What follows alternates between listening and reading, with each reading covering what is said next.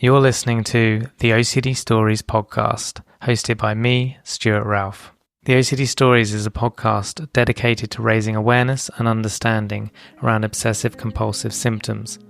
I do this through interviewing inspired therapists, psychologists, and people who have experienced OCD. Welcome to the OCD Stories. And welcome to episode 470 of the podcast. And in this one, I got back on Dr. Steven Phillipson. Steven is a licensed clinical psychologist who specializes in CBT for OCD.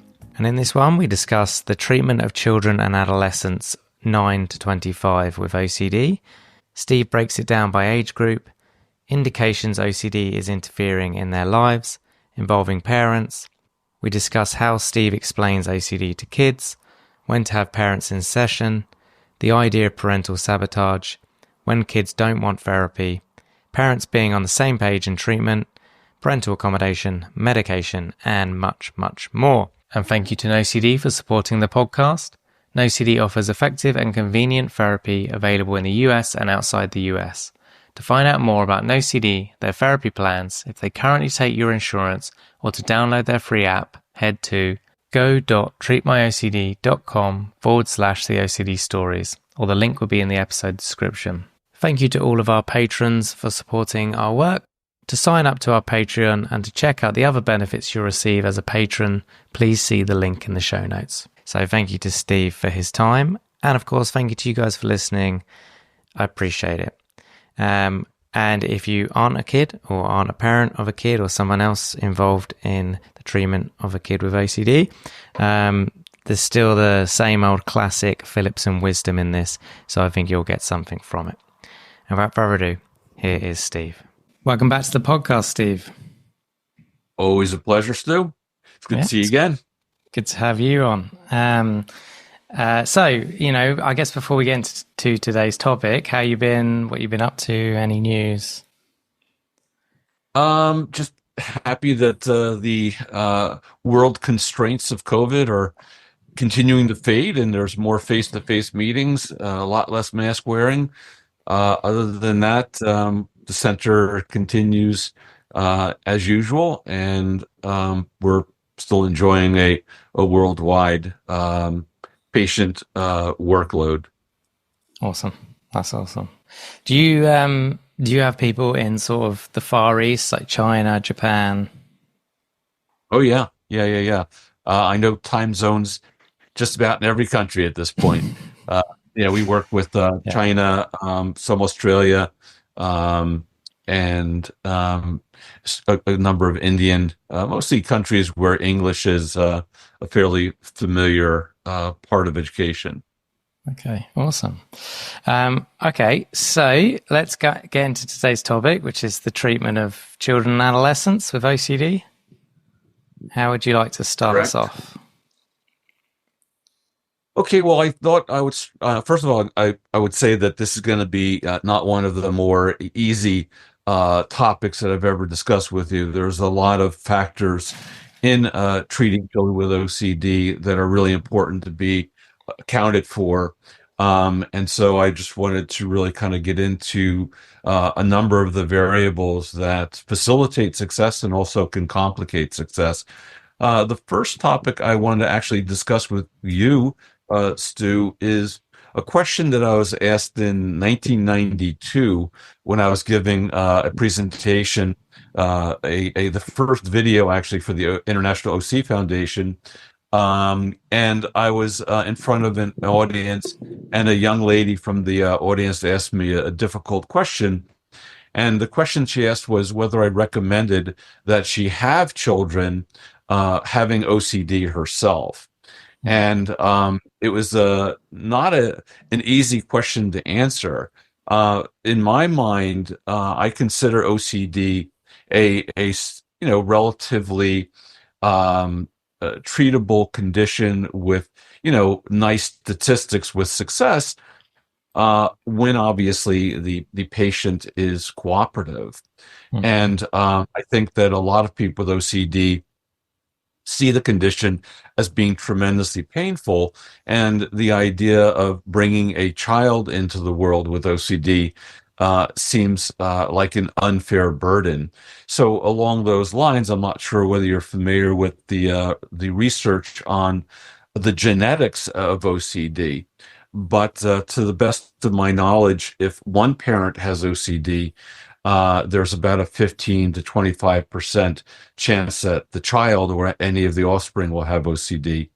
And if both parents have OCD, there's about a 50% chance that the offspring will have OCD. So I thought I would actually ask you, Stu. Um, Obviously, you've answered that question for yourself and your family. Um, but have you ever had a client ask you about the advisability of having a child? No, only because my age range is 4 to 25. So even at the older end of my client base, they're not most of them aren't considering kids yet. But through doing the podcast, I've seen that question raised many times. Absolutely. And what would you say to a prospective parent about that question? I would say it's a non-issue. I'd say you're best placed to all kids deal with emotional issues, anxiety, and you're best placed to help them through that. Whether it's full-blown OCD or just general school kid stuff, you can help them better than maybe other parents.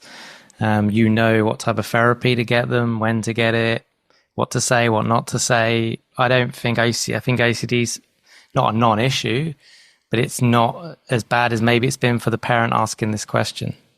Yeah, no, I agree with you, and I'm very, very actually impressed with your response. It's funny because I wonder what percentage now of the OC population has sufficient knowledge of, adequate treatment and understanding. Because I was thinking, without treatment, without a knowledge base of the condition, it's often considered and quoted as being one of the most painful mental health conditions a person can have. And I can understand that in a non-treated situation. And I think that's why many people would think bringing a child into the world with OCD might be sort of an unfair burden. So I think that for persons who are not aware of the treatment that's available for OCD, it might be considered by them an unfair burden. But for those, I agree, who have access to treatment and a knowledge base, it is, I agree with you, a non-issue. So the first thing I wanted to talk about, even before children with OCD, is the anxieties of children below the age of 9.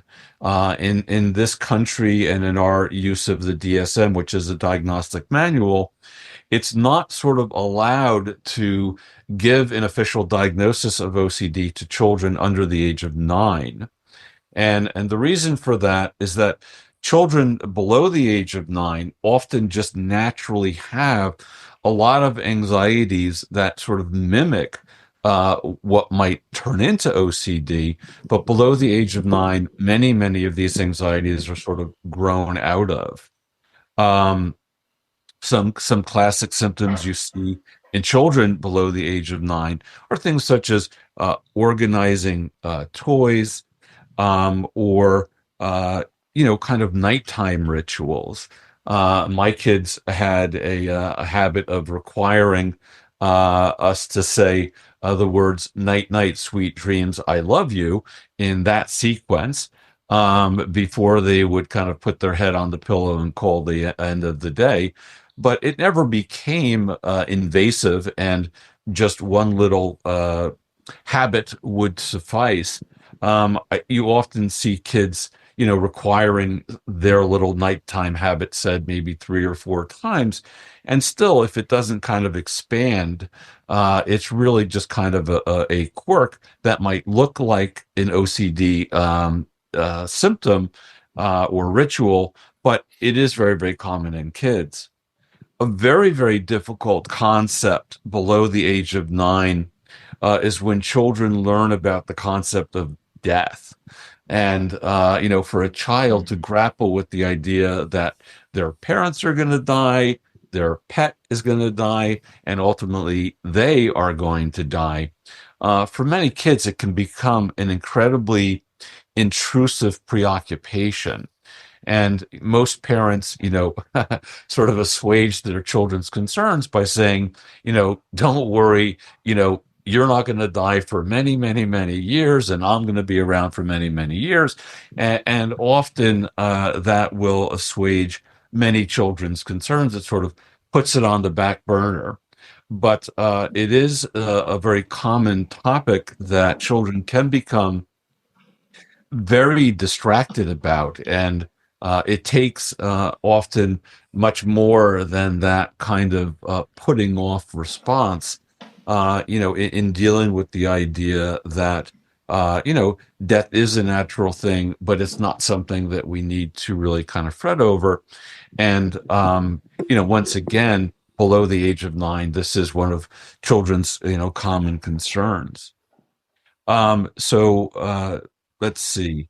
Also, children become very concerned about, like, let's say, a home invasion. They might hear about, or even engage in uh, practice drills for active school shooting. Obviously, in America, since everyone, has an automatic weapon, uh, you know, these things happen on a monthly basis here in this country. Just kidding. It just seems that way because the news loves publishing these things. But because some schools engage in active school drills for there being a shooter, children can become very disturbed about that. And once again, parents who read up on these types of preoccupations will often believe that their child has OCD, but they can be given, some instructions on, helping children manage these concerns, sometimes turning them into kind of humor. I just recently gave a suggestion to a parent with a child who has concerns about her own death.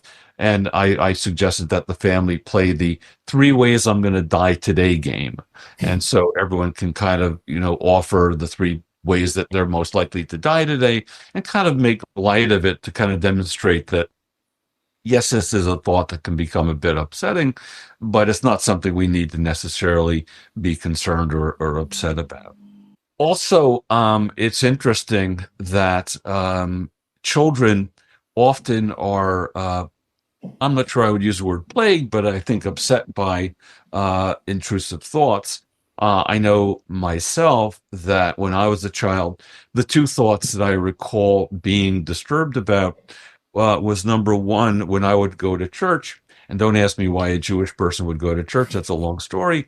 But when I would go to church, I would have sort of intrusive thoughts about the Virgin Mary. I would have sort of unclean thoughts about her breasts and think, oh, what a horrible person to be having these, naughty thoughts in God's house.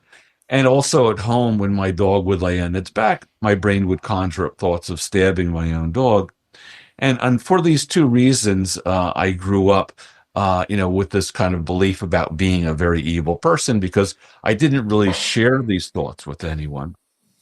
And no one told me, even though my mother was a psychology major, that, as a child, having intrusive thoughts is a very natural human part of our functioning.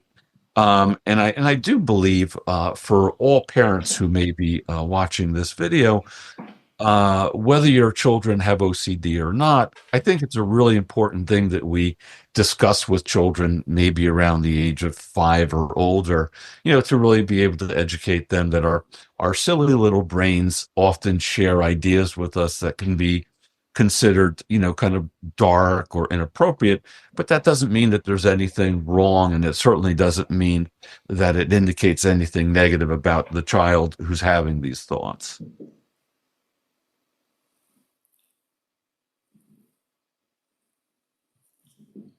So, generally speaking, I break the categories of working with children with OCD into 3 different broad categories. One being age 9 through 12, one being 12 through 15, and one being 15 through 25. In terms of being concerned about when a child might have a condition or an anxiety condition that's worth intervening on. Sometimes you'll see a child's grades dropping off, or the teacher might bring reports to the parents about the child becoming more interpersonally reclusive. At home, um, a child might become withdrawn, no longer interested in play dates, or even engage in school refusal. So for children who have OCD, generally between the ages of 9 and 12, treatment often involves a really mix of the parents being very involved in the treatment, sometimes even the parents being a part of meeting with the child. Although generally speaking, I might have the child be alone with me for about 50% of the appointment and kind of go over um, what their mind is saying to them, go over the skills in terms of managing some of their symptoms. And then often I'll have the parent or parents join in for the second half of the meeting to go over uh, progress notes and go over skills training that the parents can provide at home. When working with this group, generally a great deal of treatment involves educating the parents so that they can become sort of the best therapists for their young children. Symptoms or uh, topics within this age classification often involve symptoms related to, let's say, a fear of vomiting. I had a 12-year-old who had a fear of vomiting, and whenever a parent talks about whether I treat children, the answer is yes. And then I'll ask when I hear the age of a child, let's say a child, this one particular one I'm talking about was age 12. Um, this was sort of 12 going on 8. She had sort of the maturity of an 8-year-old. And she's often spent a good deal of time in my office underneath my coffee table or begging to watch SpongeBob videos. I mean, she had very, very little interest in being in treatment, even though her fear of vomiting was an extreme disruption to her school process. Her fear of vomiting, interestingly, and this often is the case, was associated with a fear of germs because the idea of getting sick might lead to vomiting, and then that would be a catastrophe. And interesting, even though she had this profound fear of vomiting, she once vomited in mid-course of our treatment, and obviously it was 15 minutes of unpleasantness, and afterward, within a week, her brain reconstituted the idea of it being a kind of life-ending endeavor. And even though she survived the vomiting episode, it didn't really even produce any diminished intensity of her symptoms. Um, so once again, common to this age range is the idea that children will often, most often, have more intrusive thoughts as a presentation of OCD from age to 12, 9 to 12. And so children will often have intrusive thoughts about God, and sexual intrusive thoughts about their parents, and maybe even intrusive thoughts about their animal in terms of harming their animal, or harming their parents, or doing things that God might be very upset about.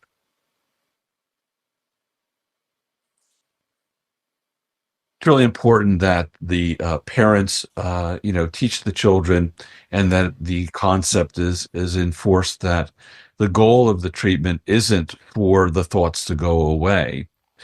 Often, in working with children in this age range, we will describe the brain activity as being sort of a kind of friend that's gotten a little bit too concerned about things.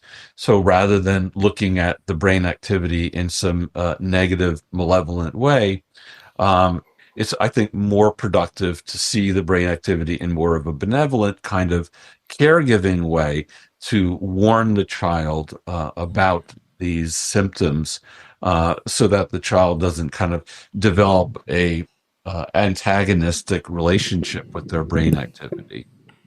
Which is, just to jump in there, is interesting, right? Because often we get taught with kids, I mean, I don't use this, but we get taught with kids to teach it as the OCD bully and to fight back. And, which is obviously the opposite of what you're saying here, which is, yeah, see it as it's generally trying to help. It's just Yeah. not being helpful. Yeah. Yeah. And when you kind of think about the system within the brain, the amygdala malfunctioning, the amygdala is a warning signal. So it's designed to, when we were cave people, kind of protect us from dangers.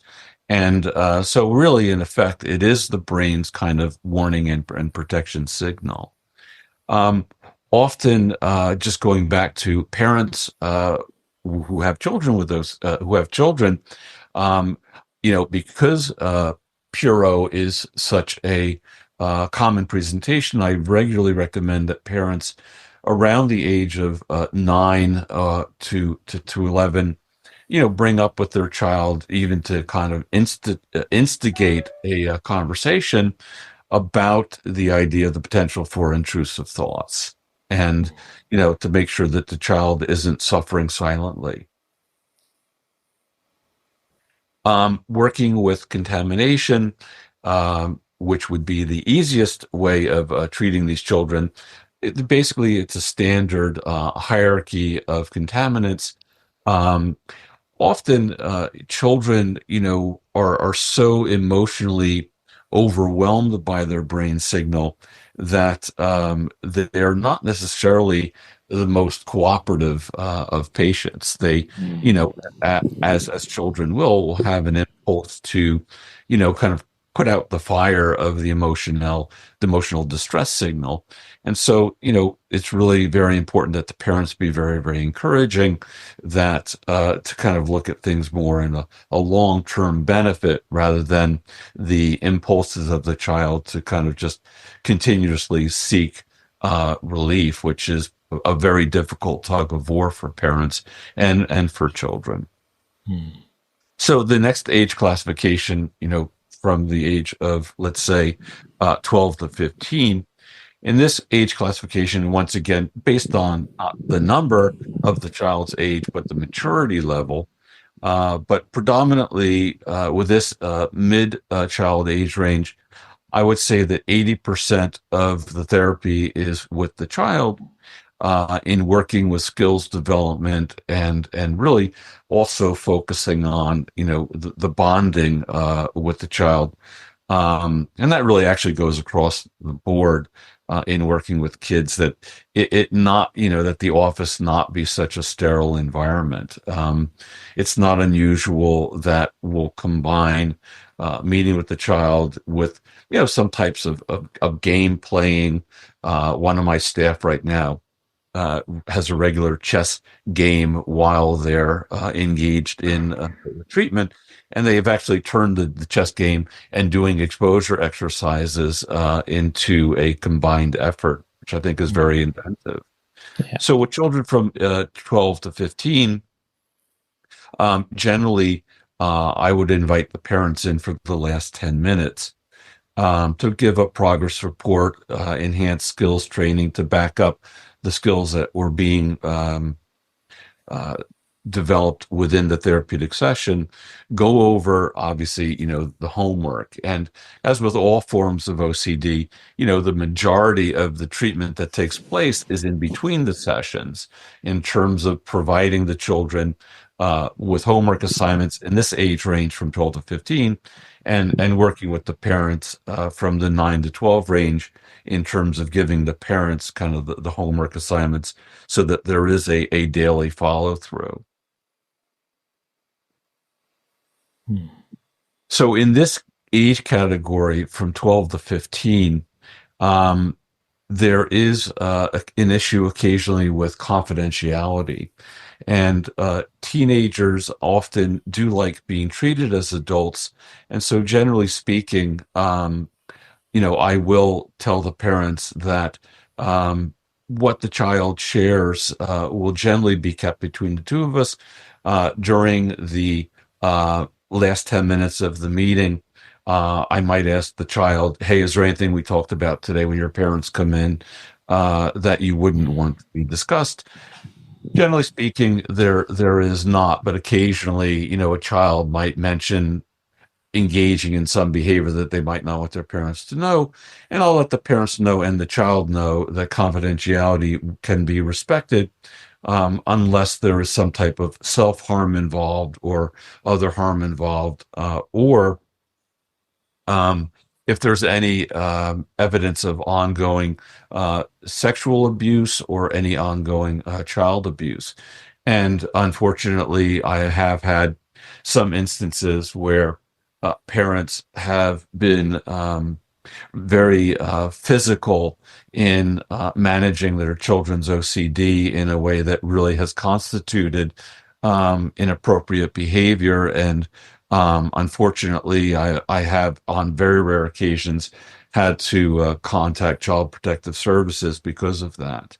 One thing that's very important to keep in mind is that when a child is in treatment, that parents not take it upon themselves to impose exposure work. That the child, has the hierarchy developed, whether it be with contamination or even intrusive thoughts, and that, the parent be advised about that hierarchy and not believe that they're doing the child or the treatment a favor by, kind of pushing their own exposure agenda. So in this category from 12 and up, generally I encourage the children to record, as I do with all of my patients, the entire session, and encourage the children to revisit the appointment in between the session for their own re-listening purposes. In this regard, unfortunately, in this age range, I have pretty minimal compliance with this element, where children are not necessarily enthusiastic about being in treatment, and therefore they often, do not find it to their liking to revisit the session. So the next category is, I think, one of the more complex ones in terms of confidentiality, and that being from age 15 to 25. Uh, Generally, in this country, a person from 18 and older is treated as an adult and given the legal and ethical confidentiality constraints of any adult. But from, let's say, age 15 to 18, parents are often confused and sometimes frustrated that we generally strongly recommend that the same confidentiality constraints are applied to their children. And once again, to educate them that there are limited circumstances where that confidentiality would be betrayed. But for the most part, for the teenager to be a trusting and willing participant in treatment, it's very important for them to know that what they say is going to be held in the strictest of confidence. Occasionally, actually more than occasionally, pretty regularly, parents will ask to have a meeting to kind of find out progress report and maybe even be given some of their own skills so that they can be an educated part of the treatment. In this regard, I hold very, very strict policy and guidelines that I will only meet with the parents with the child present. In former days where I didn't impose this policy in a rigid way, where I would maybe meet with the parents separate from the children, it often had catastrophically negative effect on the alliance with the patient. Mm. Often parents might say, "Oh, Dr. Phillipson said so and so," and whether it was true or not, it really created a power shift and an alliance with the parents, as if I'm now part of the parental unit rather than being an advocate for the teenage patient. So in this regard, I do at this point never make an exception to meet with the parents in this age category without the teenage patient present. I actually one time was reading some reviews on Dr. Phillipson, and a parent commented in a negative way that I was not cooperative in educating her about her teenage daughter's treatment. And I can understand her frustration, but I responded to the comment saying that for the sake of your child's alliance in treatment, it's something that I uphold and would not change my mind. And I'm sorry that you were confused about that. But it is something that often does create a bit of a tug of war. Parents will say things like, "Hey, I'm paying for this, therefore, shouldn't I have access to this information?" And legally speaking, for a child below the age of 18, a parent has the legal right to access their records of the child, but I think it most often is very detrimental. So, one of the most painful parts of working with children is the idea or the event of what I refer to as parental sabotage. Um, in many instances, more that I'd like to give consideration to, just as treatment is going very well, parents will do some type of sabotage, sometimes terminating treatment, just as the treatment is producing very positive effects. Sometimes even claiming to the children that the expenses are too much, almost giving the children the idea that their mental health treatment finances are a burden. So you mentioned, Stu, that you work with children between 4 and 25, was it? Yeah, so I'm trained 4 to 25. I've never worked with a 4-year-old. Five's as young as I've gone. And that wasn't OCD. That was general anxiety and separation stuff. 6 as young as I've gone with OCD based symptoms. Gotcha. So, have you noticed this phenomena at all that, let's say, particularly with children, I'd say between the ages of like maybe 11 and 25, that there can be this parental sabotage when things are going well? Yeah, I've definitely experienced this. Sometimes there has been a genuine like finance problem, but usually I then do my best to adjust my rates for that client. Um, Right. And so this segment, I'm going to speak in a very atypical Phillipson way because, as a behaviorist, and a cognitive behaviorist, I generally speak about things that are pretty observable. But I think, from my very, very basic training in family systems, the idea is that when a child starts to progress, it sort of actually creates an imbalance in the family system of what they're familiar with. And so, even though the parents have a very positive intention, "Oh, look, my child is suffering, let me go get treatment," the effect of that child's success and the impact that it has on sort of awakening the family to seeing other systems that are maladaptive can be very, very disorienting or disruptive.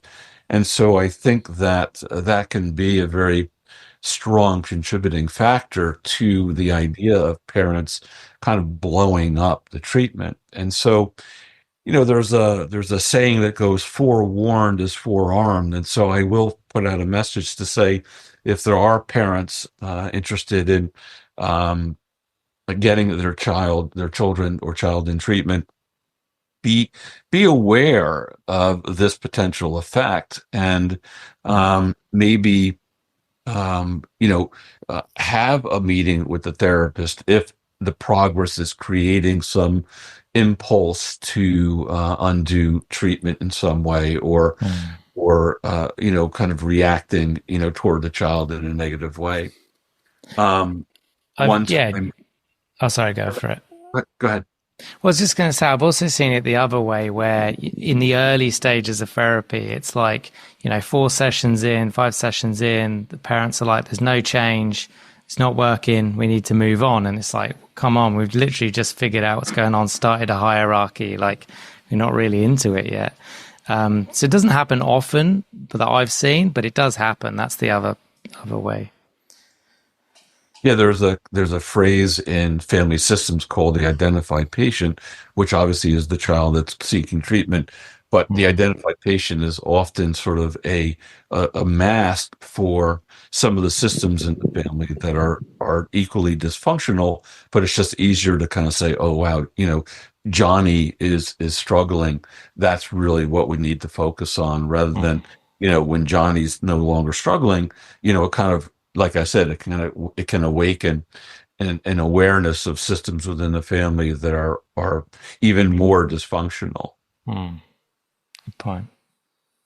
So, an even more painful phenomena in treating with children with OCD is when you encounter the child that is non-cooperative and not recognizing or identifying or demonstrating a willingness to have their OCD treated.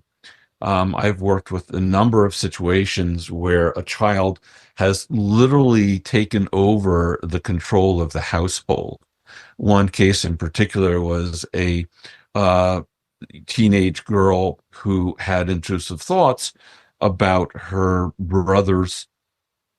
older brother's basically sexuality, meaning that he was just a boy with sexual um, genitalia, and therefore everything he touched was a representation in sort of a metaphysical way of his sexual genitalia. And so she had completely controlled what items of the house were okay. Both parents were just literally catering to her demands about what was okay to touch, what's not okay to touch. And she was basically sent to treatment as a 13-year-old, sort of forcibly.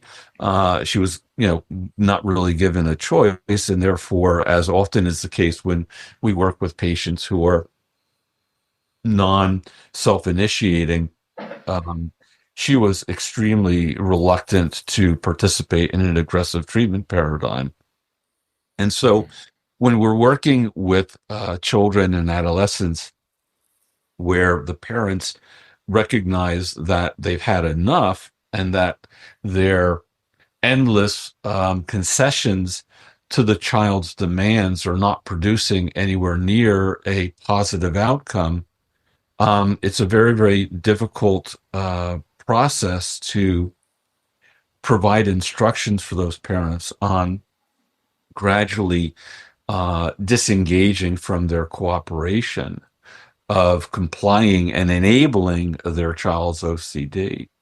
Mm. As a parent, seeing our own children suffering, there's few things that are more difficult. Most parents that I know would rather take on the child suffering for themselves rather than see their child suffer. Mm. And so with OCD, it creates such a difficult tug of war between seeing a child suffering because their anxiety is so powerful, and the child, making demands or requests that people enable their rituals. But on the other hand, the parents also know that that enabling actually is fueling the fire of deepening their child's pathology. Mm. And so I would say this is one of the most difficult facets of working with children of OCD to encounter. When parents reach out solely because their child is, at home in the basement, and completely non-functioning, I often take much more of a hard line of, having a discussion with the child that says that, hey, we can no longer facilitate your condition. We can no longer enable it. We're going to gradually reintroduce a normal life pattern within this household. And I know that's going to be extremely painful and disruptive for you, but for our health and welfare, and ultimately for yours, we no longer can abide by your need to, escape anxiety or avoid anxiety by having reconstructed the house. And so we hope that as you encounter these challenges that we're not going to enable any longer, that it will be to some degree a inspiration for you to seek treatment on your own. I wonder what your reaction to that is, Stu. Yeah, it's firm, isn't it? Did you say farm or firm? Firm. Sorry, firm. That's okay. It's firm. But I think, when it gets to that level, something needs to change, right? And something needs to be done. So it's, I think that's okay. How often do you feel that it gets to that point? Well, when I'm contacted by parents, it's already sort of gotten to that point. Sure. That the parents recognize that, things have sort of gone too far and that they sort of are no longer willing to live this way. Also, this type of situation regularly causes tremendous amount of strife between the parents.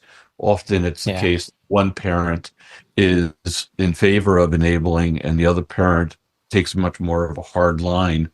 And that differential strategy for dealing with the situation, it can be very, very disruptive to the marriage and the overall family. Sorry, go on. Go ahead. I'd say I definitely see that a lot, where, especially if I'm doing Zoom, I don't do many Zoom sessions. I'm mainly in person, but if I am on Zoom, you get a glimpse into the home, and you can sometimes see, mum and dad shouting in the background about something, or and even then, when I'm working with parents, there's always one parent that is taking the softer stance, and one parent that is ready to just be completely boundaried, and so they're almost polar opposites.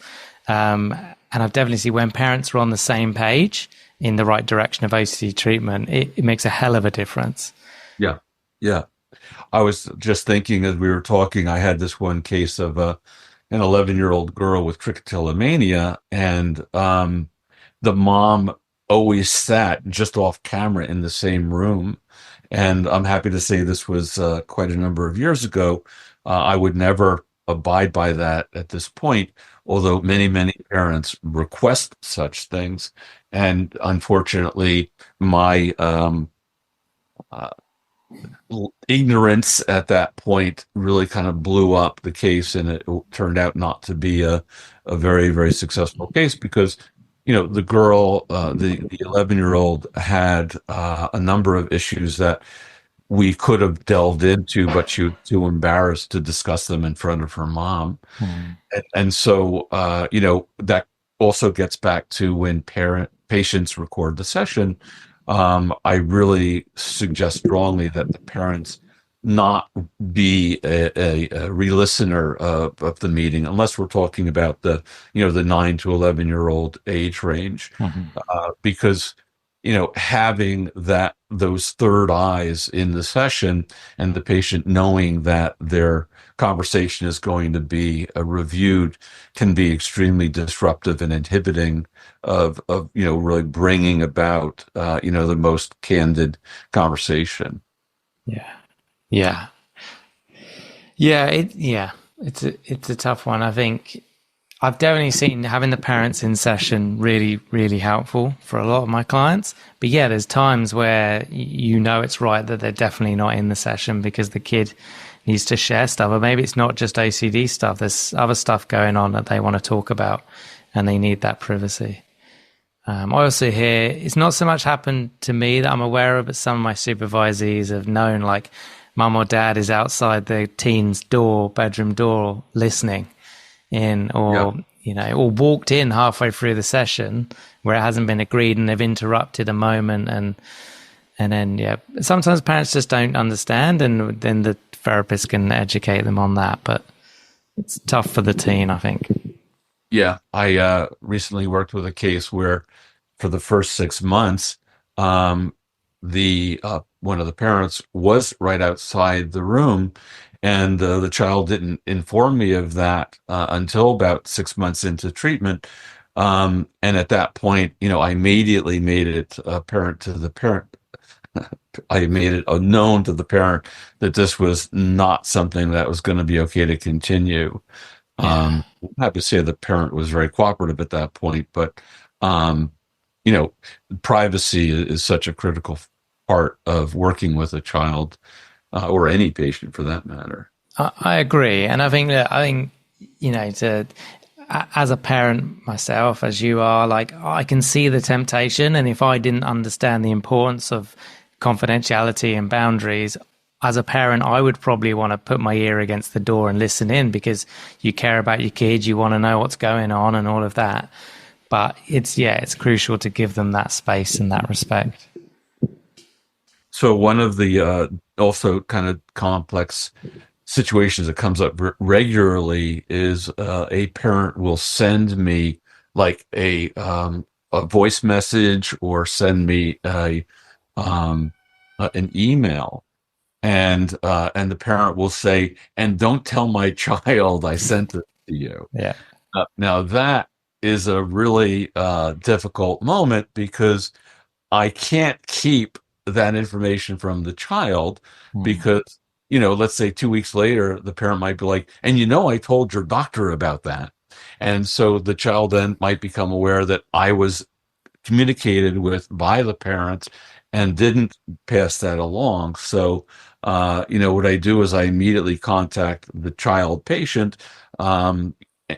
teenager, let's say, and above, and will and actually provide that person with the information that was shared with me, so that that kind of a triangle can't be disruptive to the therapeutic alliance. Yeah, I agree. I definitely get a lot of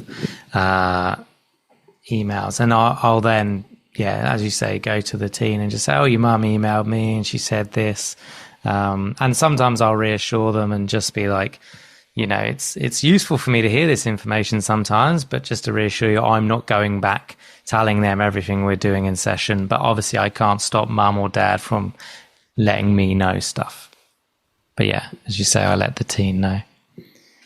So when I do work in a collaborative way with the parents and the child being on board with that, I will educate the parents about the detrimental effects of enabling and ritualizing with the child. It's so tempting. We have a child, saying, "Oh, can I catch?" Let's say COVID from a doorknob, and let's say the child has been working or is in treatment and working with contamination OCD. It's very tempting for a parent to just be able to kind of speak rationally and say, "No, we don't really think that COVID is transmitted that way."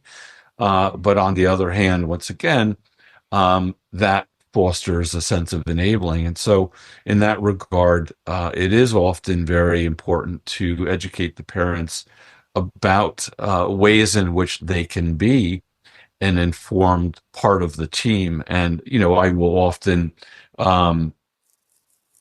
go to, the child patient, teenage patient, and get permission to, you know, uh, encourage the parents to not be, tempted to give in to an enabling response. Often, very common for children with OCD, that they will have some form of scrupulosity. Um, Child might have a thought, oh, I thought about, the teacher's breast, let's say, and is that okay? Does that make me a bad person? And it's, once again, it'd be very tempting for a parent to be like, no, these are natural thoughts. It's all good. And so that kind of dynamic is very, very rampant, in working with children. And so in that regard, I will work with, the parents and the child in the same appointment, because I really want the child to be able to say to the parent, hey, if I do come to you in a moment of weakness and I ask you for your reassurance, I'd like you to say something to the effect of, hey, sweetheart, I know you're in a difficult time right now. I know that you're experiencing some distress, but do you think this would be an opportunity to kind of, let's say, put these thoughts down on an index card and use it as exposure, for your recovery rather than, kind of feeding the dragon, as it were, or feeding your buddy, to perpetuate the reassurance.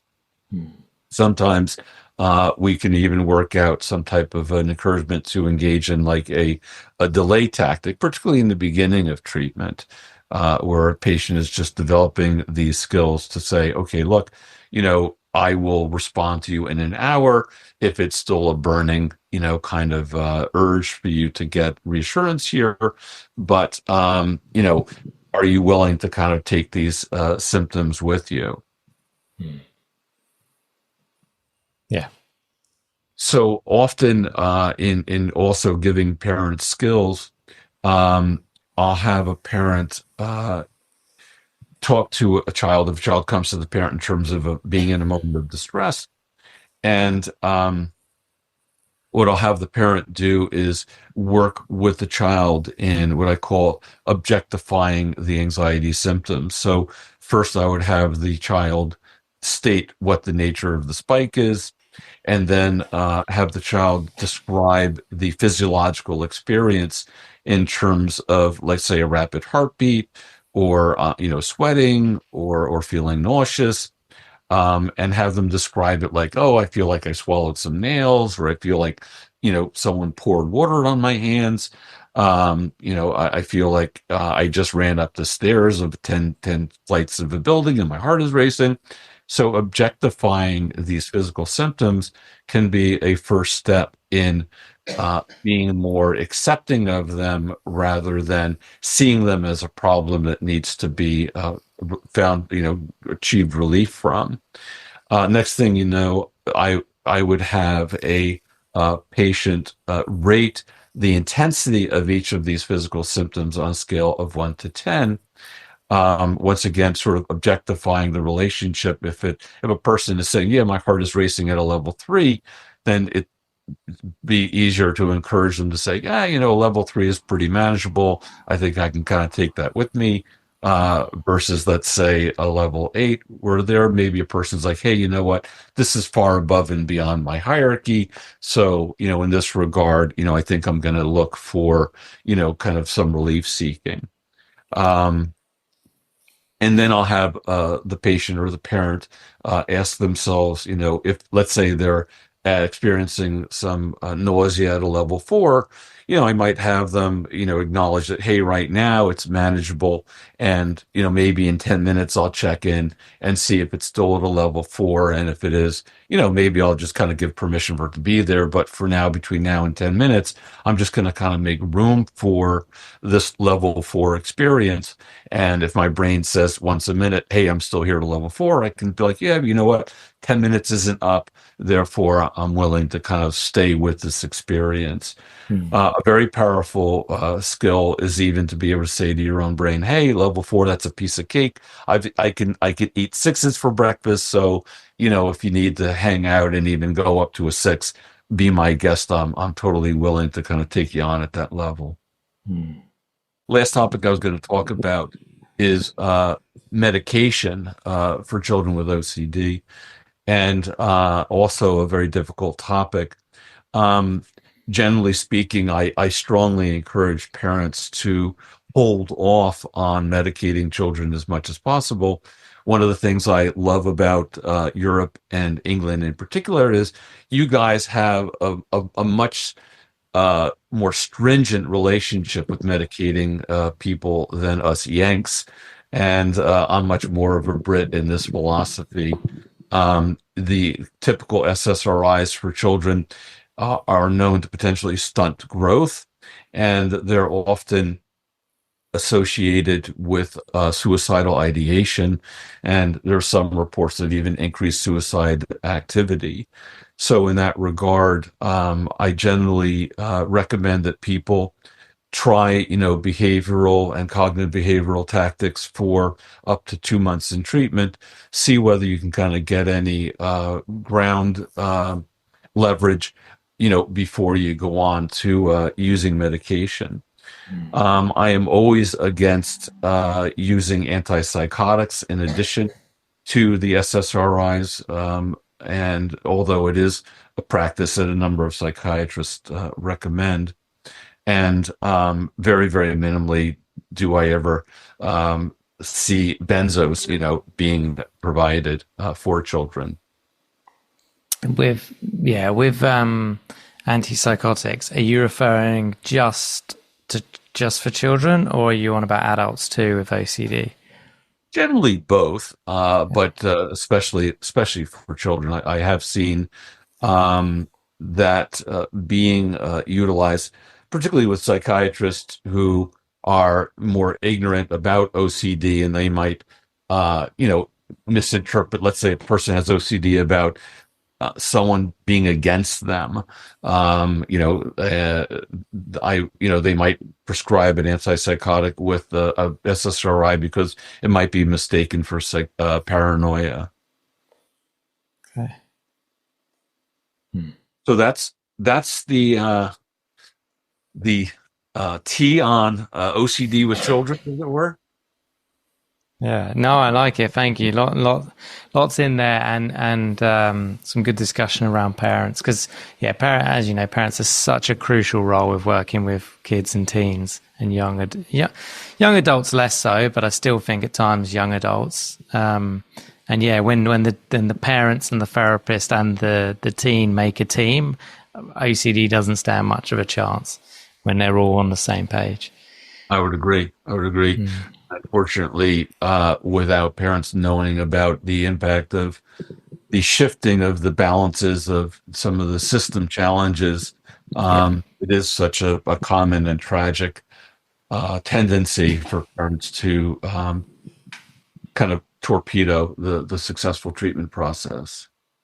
Well, that's it as well, right? And that we've I guess we've alluded to this, and you've alluded to this throughout, but sometimes there are family or parental dynamics that go on that need to be worked on alongside the OCD work. Otherwise it kind of just interferes with the OCD. Do you ever refer people out to family therapy? I haven't. Generally speaking, when this dynamic plays out, the parent, kind of pulls the plug, and that's the last contact that I have. Okay. Yeah. Fair enough. All right. Is there anything else, Lassie, you wanted to say today about this topic, or anything in general? Oh, both. No, I think you said it very well in terms of, OCD is a very treatable condition. And, when you're working with an expert, and I do think that it does call for working with an expert, because obviously the welfare and happiness of our children is so crucial. So, but I do think when all parties are aligned, it can be a very, very powerful and effective intervention. Yeah, absolutely. All right, let me think of a fun question at the end. Fun for you, Stu. Fun for me, yeah.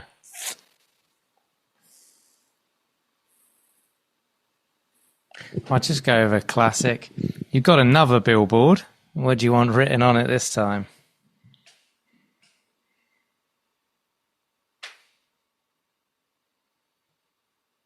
I was at a restaurant over Christmas break, and the owner had started it in 1950, and tragically, she was diagnosed with cancer. And so on the T-shirt for this restaurant was the statement, "No bad days," meaning that if you've woken up, that's a good day. And I think so few of us really celebrate the preciousness of life. And when this woman had caught cancer, she really appreciated, the time she had left, and realized how every day was so valuable and so important to celebrate. And so that's what my billboard would say: "No bad days." It was a really good T-shirt, and I hope people can learn from that. Yeah, no, I love that statement. No, but yeah, Steve, I love that slogan, and thank you for today's topic. As always, I appreciate it. As always, I appreciate the opportunity. Thank you for listening to this week's podcast, and thank you to our Patreons who helped make this episode possible. And if you would like to find out more about Patreon and the rewards and benefits, then there will be a link in the episode description. If you enjoy the OCD Stories podcast and would like to support us, please subscribe and rate the show wherever you listen to the podcast. And thank you to NoCD for supporting our work. And if you want to find out more about NoCD, head to go.treatmyocd.com/the OCD Stories or click the link in the episode description. And quick disclaimer, guys, this podcast is not therapy. It is not a replacement for therapy. Please seek treatment from a trained professional. And until we speak, take care.